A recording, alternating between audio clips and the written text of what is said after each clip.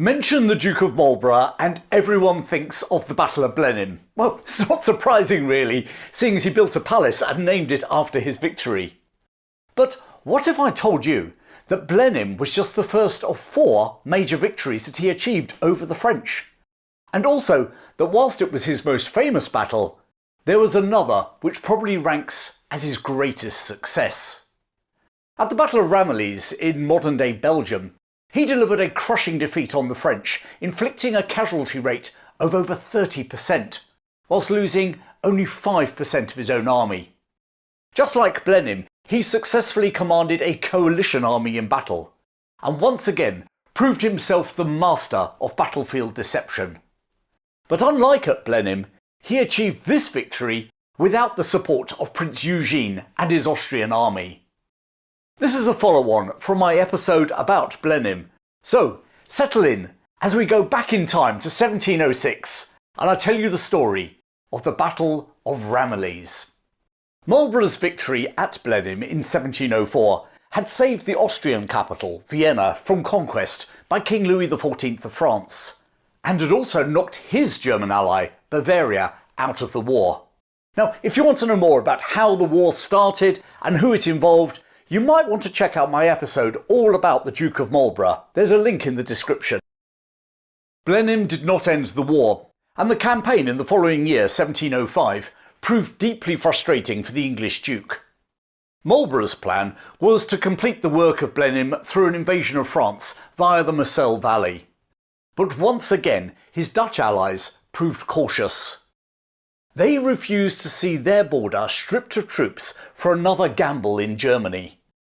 And when Emperor Leopold I died in May 1705, the resulting succession in Vienna further hampered Allied coordination. Marlborough was forced to abandon his Moselle campaign on the 16th of June 1705. Marshal Villeroy, commanding French forces in the Low Countries, crowed, "What a disgrace for Marlborough to have made false movements without any result." A childhood friend of the French king, Villeroy had been appointed Marshal of France by Louis, despite misgivings by many in the French military. His deficiencies as a commander were exposed when he was defeated by the Austrians in northern Italy in 1701, and captured soon afterwards. Eventually released, the 64-year-old was now commander of the French army in the Spanish Netherlands, modern-day Belgium. Despite his own martial shortcomings, Villeroy was supremely confident that he could defeat Marlborough. Indeed, he believed that Marlborough had won a lucky victory at Blenheim. There was one bright spot for Marlborough in 1705. In July, through an elaborate deception, he forced the lines of Brabant, a 60-mile chain of fortifications stretching from Antwerp to Namur. By leaking false plans to attack in the south, he induced Villeroy to dispatch 40,000 men in that direction, and then struck in the north. In under 2 hours, the vaunted lines were passed. But Dutch deputies once more vetoed the exploitation of this success, and the chance to take Brussels slipped away. Elsewhere, the war continued. Barcelona fell to the Allies, a success in Spain. But in northern Italy, Allied forces suffered defeat, and the Duke of Savoy's capital, Turin, came under threat. Louis XIV remained defiant. He wanted peace, certainly, but on reasonable terms. And for that, he needed a victory to strengthen his bargaining position. The year 1706 would give him the chance. It would also give Marlborough the opportunity to deliver a blow even more devastating than Blenheim. Marlborough returned to London in January 1706, having completed a diplomatic tour of European courts, already planning for the coming campaign. He proposed 2 options. Either transfer forces to northern Italy to link up with Prince Eugene and drive the French from the peninsula, or return to the Moselle for another attempt at invading France. Both plans were rejected by his Dutch allies. By mid-April, he had arrived in the Dutch Republic and was almost immediately greeted with news from Italy that the French had defeated the Imperial Army at the Battle of Calcinato. French forces were now positioned to begin the long-anticipated siege of Turin. Meanwhile, on the Rhine, another French army had surprised another British ally, the Margrave of Baden, and driven him back across the river. These reverses killed any prospect of Marlborough pushing for his ambitious plans. Once again, he would campaign in the Low Countries. Louis XIV, encouraged by these successes, now goaded the commander of his army, the Duke de Villeroy, into action. Louis's instructions, some would argue, were deliberately ambiguous. Do not expose yourself to a general engagement without need, but do not avoid it with too much preparation. What on earth that meant. He also warned specifically, have particular care to that part of the line which will endure the first shock of the English troops. Villeroy and the Elector of Bavaria, who had remained allied with the French since fleeing his country after Blenheim, assembled their army at Tillemont and then advanced towards Ramillies. Marlborough, learning of the French movement, marched to intercept. On the 22nd of May, both armies were aware of the other's proximity. The following morning would bring battle. The Allied army that Marlborough led into battle numbered approximately 62,000 men, 74 battalions of infantry, 123 squadrons of cavalry, and 120 guns and mortars. Crucially, this included heavy 24-pounder guns from the Dutch siege train, weapons that would give the Allies significant firepower advantage at the battle. As at Blenheim, this was a multinational coalition. The army comprised Dutch, English, Scottish, Danish, Hanoverians, Hessians, and various other German contingents. One contemporary described it as a veritable European melting pot, united in repugnance for French domination. A notable absence was Prince Eugene of Savoy and his Austrian army, who were tied up fighting in northern Italy. Also absent were the Prussians. King Frederick I had kept his troops behind the Rhine, having fallen out with both Vienna and the Dutch. Coalitions, eh? British regiments present included the forerunners of the Royal Scots, Buffs, the Royal Welsh Fusiliers, the Cameronians, the Royal Scots Fusiliers, and several cavalry regiments, including the future Scots Greys. And as at Blenheim, Marlborough was accompanied by his most trusted British officers, including the Earl of Orkney, his brother General Charles Churchill, and his Quartermaster General William Cadogan. Meanwhile, his key coalition commanders included Marshal Overkirk commanding the Dutch cavalry and the Duke of Württemberg commanding the Danish mounted contingent. The Franco-Bavarian army facing them was of a similar size, approximately 60,000 men in 70 battalions and 132 squadrons of cavalry, with around 70 guns. Marshal Villeroy commanded the right and centre. The Elector Maximilian II of Bavaria, still smarting from his losses after Blenheim, commanded the left. The French force included the Maison de Roue, the King's Household Cavalry, and the Regiment de Picardie, the most senior infantry regiment in the French army, as well as regiments of the Irish Brigade under Charles O'Neill, Viscount Clare, men who'd followed the Stuarts into exile after James II had been overthrown. Also present were several regiments of Swiss mercenaries. Switzerland at this time was not a unified nation, but a loose confederation of cantons, each with its own foreign policy. And thus Catholic cantons tended to contract with Catholic France, whilst troops from Protestant cantons were found in Marlborough's army, including in the Dutch service. And we're going to hear more about them very soon. The battle was fought on Whit Sunday, 23rd of May 1706. The morning began with heavy fog shrouding the countryside. It lifted at around 8 o'clock, at which point the sun broke through, just as it had at Blenheim 2 years before. The ground itself was similar to Blenheim, an immense area of arable land, largely unimpeded by woods or hedges, with open, undulating terrain. Crucially, numerous depressions and folds in the ground meant that one part of the field was hidden from another, a feature Marlborough would exploit brilliantly.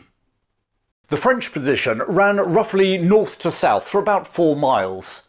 On their right, the villages of Francoigny and Tavière anchored the line, near the river Mahon, with boggy ground protecting that flank. On their left, the villages of Offas and Autre-Église were protected by the deep Petit Guite stream, with its steep, slippery banks and marshy surroundings. And in the centre stood the village of Ramillies itself, on a slight plateau, giving views to the north and east. The church compound was walled, the alleys were barricaded, the walls loopholed for muskets. Between Tavière and Ramillies lay the crucial feature, a large open plain approximately 1.25 miles wide. And unlike at Blenheim, there was no stream to hinder cavalry operations here. And this was where the battle would be decided. Marlborough immediately identified a critical weakness in the French position. By occupying villages so far apart, Villeroy had spread his forces too thinly across a 4-mile front. The French line formed a concave arc, meaning that Marlborough could transfer troops across his own front far easier than Villeroy could reinforce his threatened sectors. Unbeknown to Marlborough, Marshal Villeroy had made 2 other tactical errors. Firstly, he had allowed the French baggage train to be left too close to the line on the plateau at Mont-Saint-André behind the centre. It would later impede French movements at the worst possible moment. Secondly, Villeroy positioned himself behind the hamlet of Offas on his left, a position from which he could not see his own right flank at all. At 1 o'clock in the afternoon, the batteries on both sides opened fire. The Allies enjoyed significant artillery superiority, 120 guns versus 70, and Marlborough had positioned a powerful battery of 30 24-pounders facing Ramillies itself, dragged into position by oxen. Shortly after the bombardment commenced, 2 Allied columns attacked the flanks of the Franco-Bavarian army simultaneously. On the Allied left, 4 Dutch battalions under Colonel Wertmuller advanced on the villages on the French right. The small Swiss garrison at Franconay, shaken by the sudden onslaught and unsupported, were quickly pushed back towards Tavière. This village was critically important. It protected the flank of General Giscard's cavalry on the open plain. Villeroy had planned for 3 battalions to hold the village, but only 2, again made up of Swiss troops, were actually in position. The fighting among the alleys and cottages was brutal. Colonel de la Colonnais, watching from the plain nearby, remembered, "This village was the opening of the engagement, and the fighting there was almost as murderous as the rest of the battle put together." By about 3 o'clock, Dutch had pushed the Swiss out into the marshes beyond. Villeroy's right flank now fell into chaos. Giscard ordered an immediate counterattack with 14 squadrons of dragoons, plus 2 more Swiss battalions. But the attack went in piecemeal and was shot to pieces by concentrated musketry and canister fire. As the French wavered, the leading squadrons of Württemberg's Danish horse charged into the exposed flank of the Franco-Swiss infantry and routed them completely. While the attack on Tavières was proceeding, the Earl of Orkney had launched his English infantry across the Petit Guite against the barricaded villages of Offas and Autre-Église on the French left.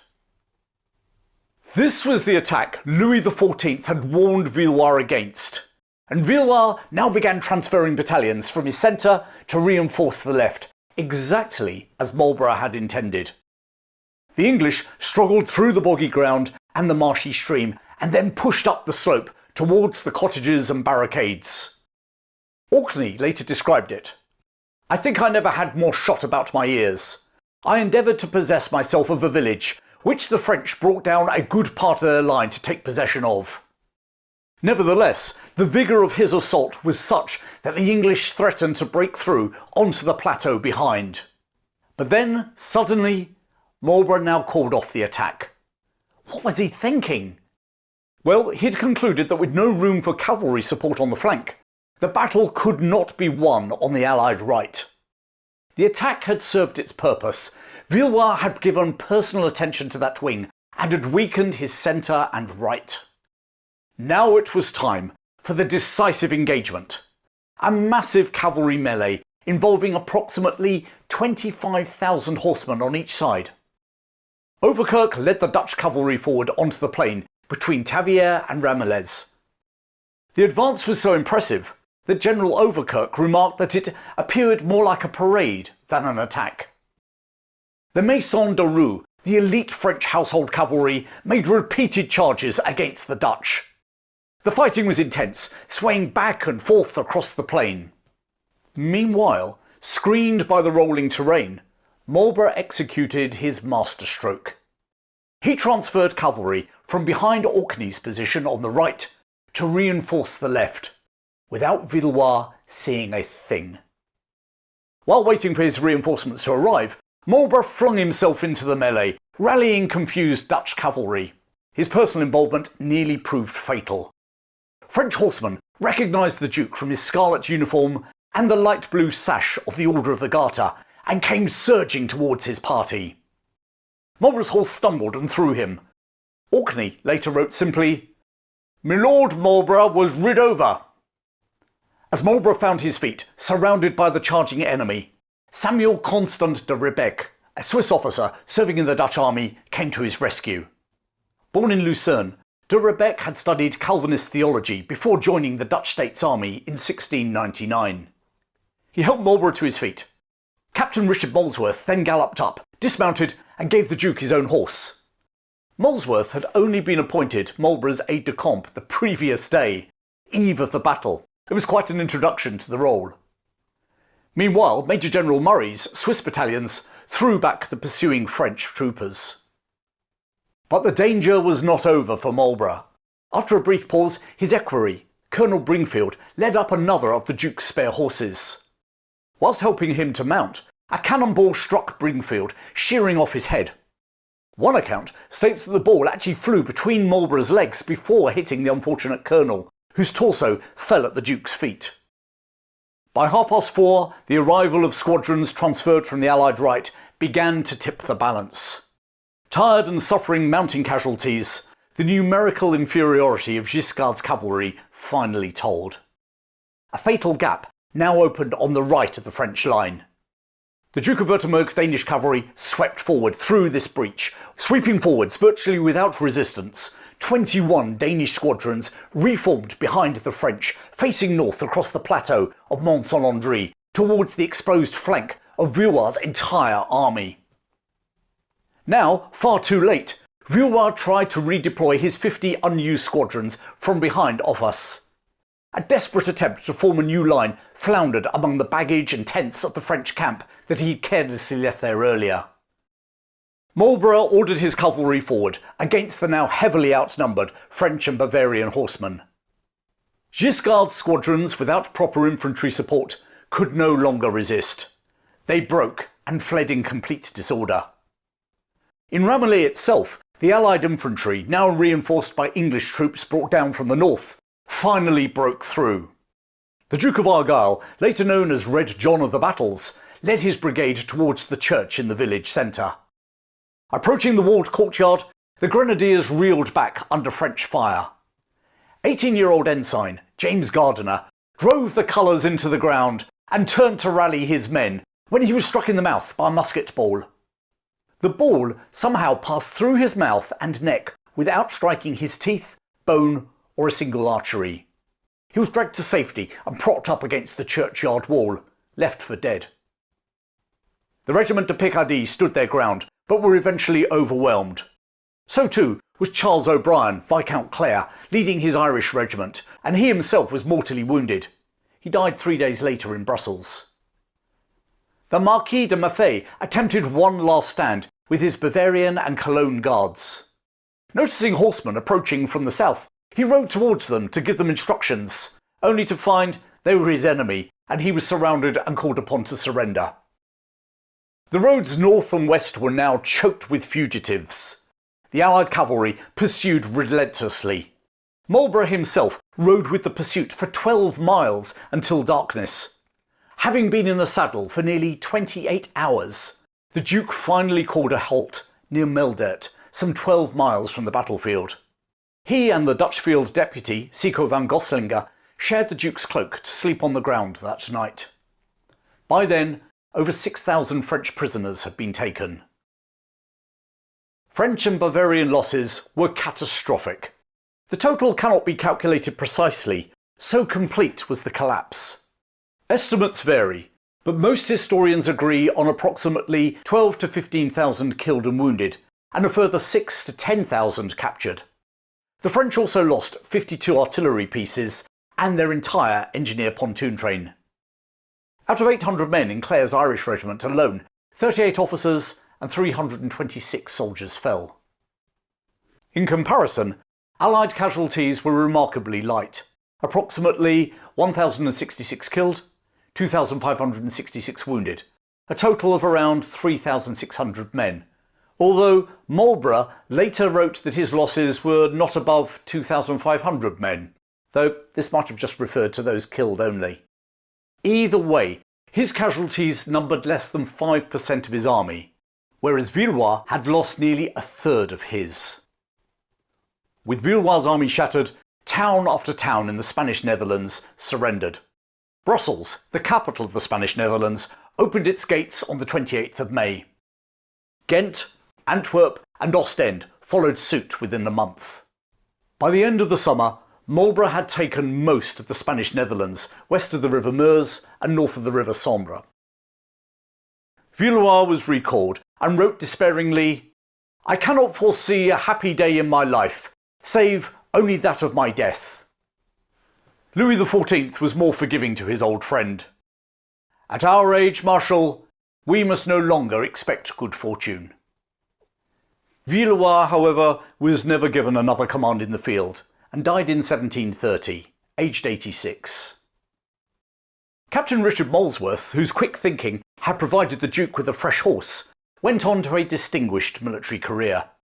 He was wounded at the Battle of Preston during the 1715 Jacobite Rising, rose to become Commander-in-Chief of Ireland, and was eventually promoted to Field Marshal in 1757. Samuel Constant de Rebecque continued to serve with distinction under Marlborough during the War of the Spanish Succession. He rose to the rank of Lieutenant General and died in 1756. A century later, his grandson, Jean-Victor Constant de Rebecque, served as Chief of Staff to the Prince of Orange during the Waterloo Campaign. On the 15th–16th of June 1815, when Napoleon achieved strategic surprise, it was Jean-Victor who, on his own initiative and without orders from Wellington, reinforced the crossroads at Quatre Bras, and that decision arguably saved the entire campaign. I mean, what a family history! The grandfather helped save Marlborough at Ramillies, and the grandson helped save Wellington's army just 36 miles to the west, 109 years later. Young Ensign James Gardiner, shot through the mouth and left for dead against the churchyard wall, lived to fight another day. During the darkness, a French soldier returned to plunder the dead and was about to bayonet him, when a Franciscan friar intervened, saying, "Do not kill that poor child." Mistaking his uniform for French, the friar then took Gardiner to a convent, where the abbess nursed him back to good health. Gardiner recovered, was promoted to lieutenant that same year, and eventually rose to colonel, commanding his own regiment of dragoons. In 1745, whilst part of Sir John Cope's government army facing the Jacobites at the Battle of Preston Pans just outside Edinburgh, Gardiner was mortally wounded. The Battle of Ramillies transformed the war beyond Flanders too. Louis XIV was forced to recall troops from Italy to reinforce his army in the Low Countries, and the now weakened French army outside Turin was routed by Prince Eugene of Savoy at the Battle of Turin and was driven from northern Italy. At Blenheim, Marlborough saved the Grand Alliance by preventing the fall of Vienna. It was a strategic masterstroke, preceded by one of the great marches in military history. But at Ramillies, Marlborough demonstrated tactical genius of the highest order. It included his feint against the French left, the concealed transfer of cavalry behind the rolling terrain, and the devastating exploitation of the gap on the French right, and all while he himself was nearly killed. Moreover, Marlborough achieved this victory without the Austrian troops who'd formed the majority of his army at Blenheim, and without Prince Eugene of Savoy at his side. Eugene, incidentally, would be present at all of Marlborough's other battlefield victories over the French.